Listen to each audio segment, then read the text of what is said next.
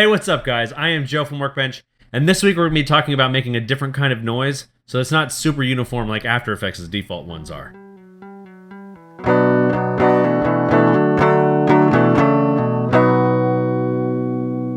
Alright, this tutorial isn't exactly about making this particular look. It's really about making the noise.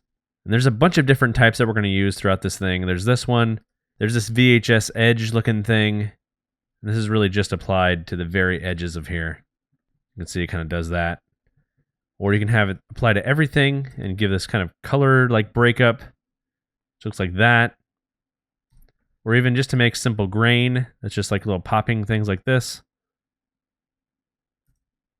So the real reason I decided to do this is that if you use like noise in After Effects for like displacement or just different stuff, you usually end up getting just little tiny dots, or maybe you have to deal with some kind of weird patchiness with like fractal noise. But there's a better way to do it, and that's called using your camera.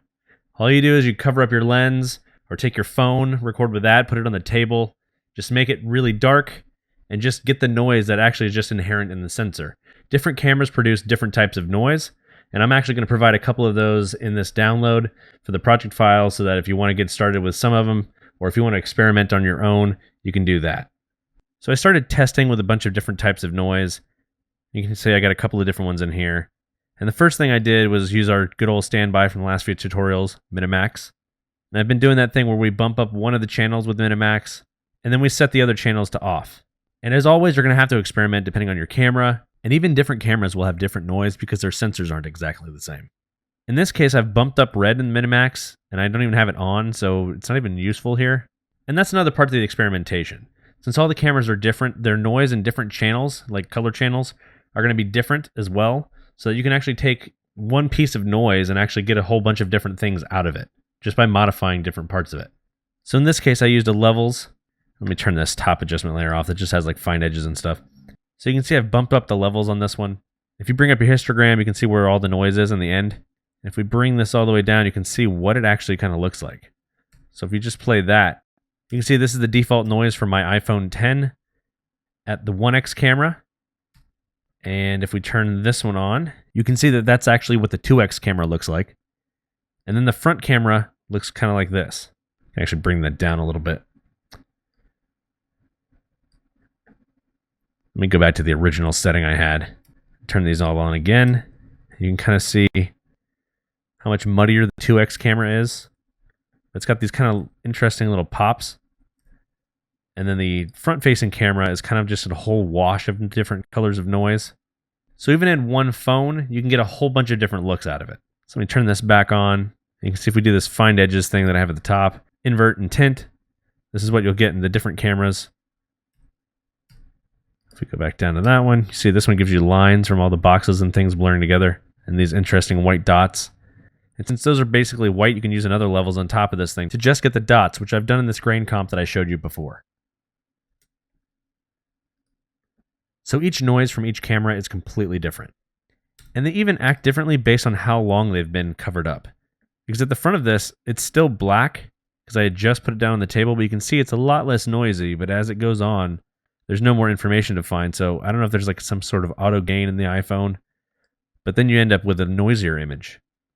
So the reason I actually started exploring this is that the footage of my face that I've been using in a few tutorials had this black cloth behind me, and there was an interesting noise pattern when I really cranked the levels on it, and so I decided to start experimenting with that. I knew that cameras obviously have a noise level of their sensor, so I figured that would be an interesting thing to mess with. So I did more experimentation on these things.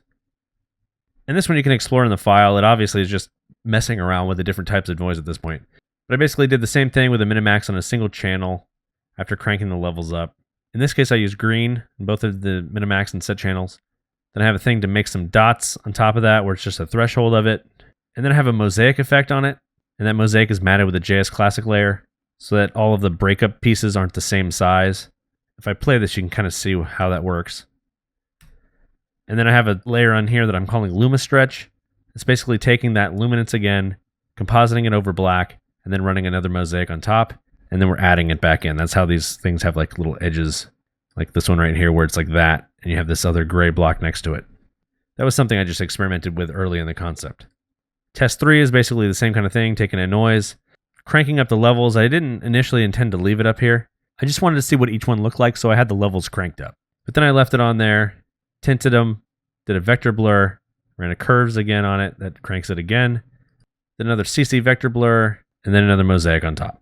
And again, these give you a different noise pattern than you would get from anything you're kind of generating inside of After Effects. And then I have Testo 4, which is just really cranked up again. It's just levels and a tint on top. This is basically the just root noise of everything, just amplified a lot. But as you can see, this is a lot different than After Effects' default noises. So let me show you guys one more thing before we're finished. This glow and this like grain that's coming in here is actually a technique I saw on Twitter somewhere. I can't remember where. But basically, we're using set matte to grab a luminance of our layers that are everything below it. And we're blurring that. We're compositing back in. We're throwing a levels on that. Putting a hue saturation in. The levels are just like boosted up a little bit. The hue sat brings the color back. And then we're going to add that over top. And then we're using the grain as a luma matte. So the only areas that we're getting this like glow is where there's actually luminance in our noise. So it just gives it an interesting look. So I hope you guys take this and run with this idea. If you want a head start on it, you can grab the project file from our website. I'm going to include a bunch of different cameras that I have. I'm going to include these ones from my iPhone. I'm going to grab a sample from the Red, both as an R3D and through a Blackmagic deck link because they actually come out differently that way. I'll grab a 5D and probably do it the same way. Maybe even my old 7D. Maybe I'll also grab some from Sev's A7R because they are all completely different. All right, guys, we're going to shoot this week, so I hope you guys don't mind the simpler idea. But I think you guys can really take this and run with it and make something neat out of it. If you have any comments or questions, leave them in the comments down below. If you'd like to help support what we do, check out patreon.com/workbench. Make sure to keep up with the blog at workbench.tv.